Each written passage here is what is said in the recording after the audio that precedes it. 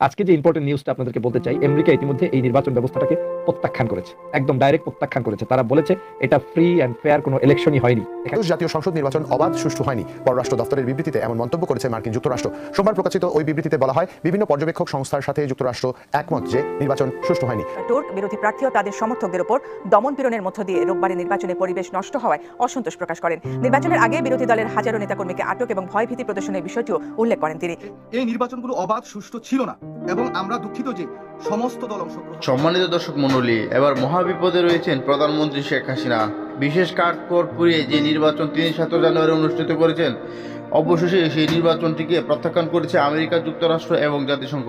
অর্থাৎ প্রধানমন্ত্রীর কপালে যে অনেক দুর্দশা আছে সেটি বোঝাই যাচ্ছে। প্রিয় দর্শক, এই বিষয়ে বিস্তারিত ভিডিও সামনে রয়েছে। অত্যন্ত গুরুত্বপূর্ণ ভিডিওটি, অনেক তথ্য রয়েছে, তাই না টেনে সম্পূর্ণ ভিডিওটি দেখার জন্য অনুরোধ করছি।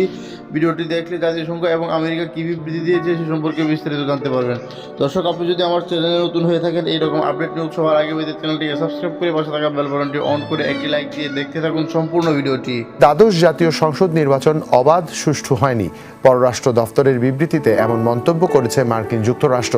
সোমবার প্রকাশিত ওই বিবৃতিতে বলা হয়, বিভিন্ন পর্যবেক্ষক সংস্থার সাথে যুক্তরাষ্ট্র একমত যে নির্বাচন সুষ্ঠু হয়নি।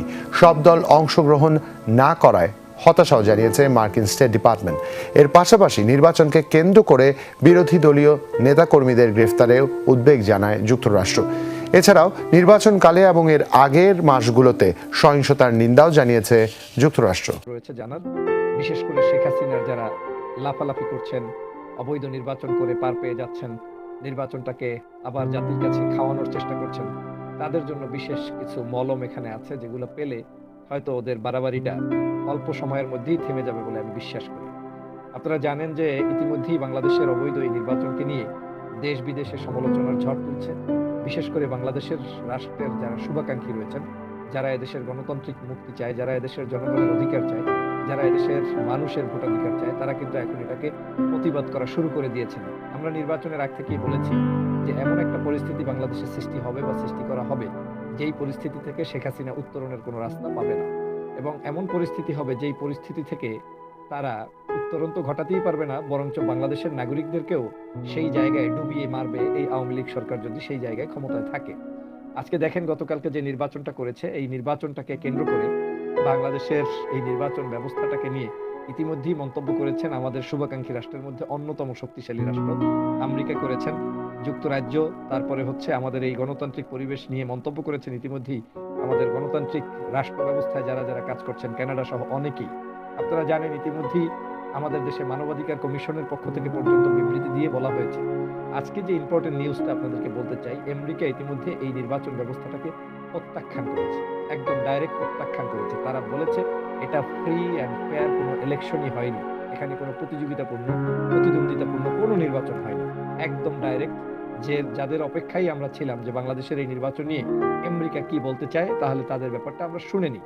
কিন্তু আমরা দেখলাম যে আমেরিকা বলা শুরু করেছে, আমেরিকার পাশাপাশি অন্যান্য রাষ্ট্রগুলো বলা শুরু করে দিয়েছে, পাশাপাশি আমাদের মানবাধিকার বিষয়ক যে চিফ রয়েছেন তিনি কথা বলা শুরু করে দিয়েছেন, এবং তাদের প্রত্যেকের স্টেটমেন্ট স্পষ্টভাবেই বাংলাদেশের মানুষের গণতন্ত্রের জন্য তারা কিন্তু এই কথাগুলো স্পষ্ট করে বলে দিচ্ছেন।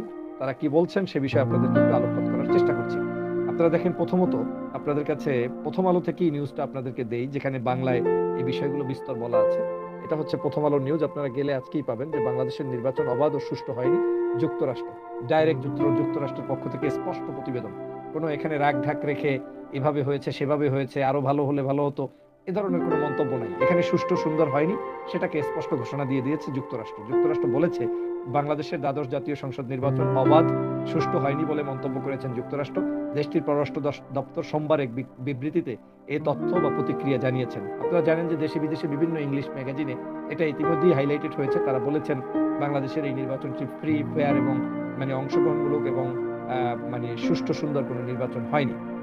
বিবৃতিতে বলা হয়েছে, যুক্তরাষ্ট্র বাংলাদেশের জনগণ ও গণতন্ত্র, শান্তিপূর্ণ সমাবেশের স্বাধীনতা ও মত প্রকাশের স্বাধীনতার প্রতি তাদের আকাঙ্ক্ষার সমর্থন করে।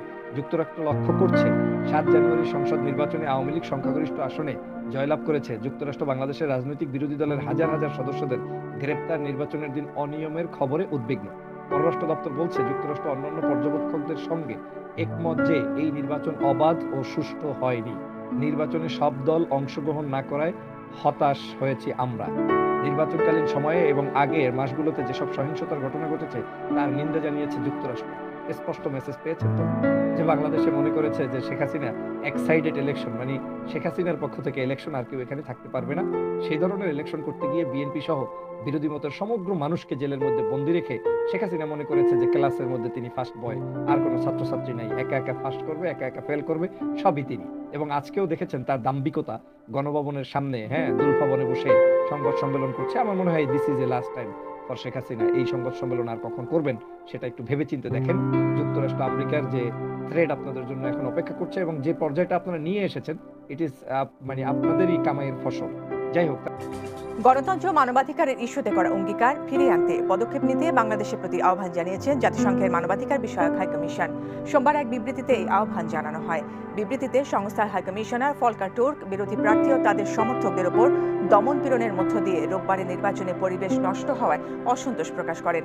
নির্বাচনের আগে বিরোধী দলের হাজারো নেতাকর্মীকে আটক এবং ভয়ভীতি প্রদর্শনের বিষয়টিও উল্লেখ করেন তিনি। জাতিসংঘের মানবাধিকার বিষয়ক হাইকমিশনার আরও বলেন, ভোটের আগে বাংলাদেশের আইন শৃঙ্খলা রক্ষাকারী বাহিনীর নানা কর্মকাণ্ডের কারণে প্রধান বিরোধী দল বিএনপি নির্বাচন বর্জন করেছে। একই সঙ্গে বিরোধীদের বিরুদ্ধে ওঠা অগ্নিসন্ত্রাসের মতো রাজনৈতিক সহিংসতামূলক কর্মকাণ্ডের অভিযোগের কথা উল্লেখ করেন তিনি। সম্মানিত দর্শক মণ্ডলী, বিএনপিকে বাদ দিয়ে জাতীয় পার্টির কাঁধে ভর করে গত 7 জানুয়ারি যে প্রহসনের নির্বাচন করেছে বর্তমান ক্ষমতাসীন আওয়ামী লীগ সরকার, সেই নির্বাচনটি আন্তর্জাতিক মহলে গৃহীত হচ্ছে না এবং আমেরিকা যুক্তরাষ্ট্র, জাতিসংঘ সহ পশ্চিমা দেশের অনেকেই সেই নির্বাচনটি বর্জন ও প্রত্যাখ্যান করেছেন। তাই আমেরিকা প্রত্যাখ্যান করাতে বাংলাদেশ সরকারের পক্ষে এটি অনেকটাই বিপজ্জনক এবং সরকারের ক্ষমতায় টিকে থাকা প্রায় অসম্ভব হয়ে যাবে। তাই নির্বাচনের পরবর্তীতে কি হয় সেটি দেখা অত্যন্ত গুরুত্বপূর্ণ। আগামী জাতীয় সংসদ নির্বাচন আবার কবে অনুষ্ঠিত হতে যাচ্ছে বা সরকার কবে ক্ষমতা ছাড়বে, সেই বিষয় নিয়ে আপনাদের মূল্যবান মতামত জানাবেন কমেন্ট সেকশনে। জাতীয় সংসদ নির্বাচনে আমরা দেখেছি বিভিন্ন ভোট কেন্দ্রে নানা ধরনের অনিয়ম কারচুপি হয়েছে এবং শিশুদেরকে দিয়ে সেখানে ভোট প্রয়োগ করানো হয়েছে। অনেক ভোট কেন্দ্রে আগে থেকেই ব্যালটে ভোট ভরা ছিল এবং নৌকায় সিল মারা ছিল। সেগুলো আমরা বিভিন্ন যোগাযোগ মাধ্যমে দেখেছি এবং সামাজিক যোগাযোগ মাধ্যমে ভোট কারচুপির ভিডিওগুলো ব্যাপকভাবে ভাইরাল হয়েছে এবং এইগুলো এড়িয়ে যেতে পারেন বিদেশি গণমাধ্যম, বিদেশি পর্যবেক্ষক এবং আমেরিকা যুক্তরাষ্ট্রের চোখ দিয়েও। যুক্তরাজ্যের পর্যবেক্ষক বলেছে বাংলাদেশে সর্বোচ্চ 6% ভোট কাস্টিং হওয়ার সম্ভাবনা রয়েছে। সেখানে ইসি কিভাবে 40%-এর কথা উল্লেখ করলো। প্রিয় দর্শক, সবকিছু মিলে ভিডিওটি দেখলেন, মতামত জানাবেন কমেন্ট সেকশনে। এখানকার মতো বিদায় নিচ্ছি। আসসালামু আলাইকুম রহমতুল্লাহ।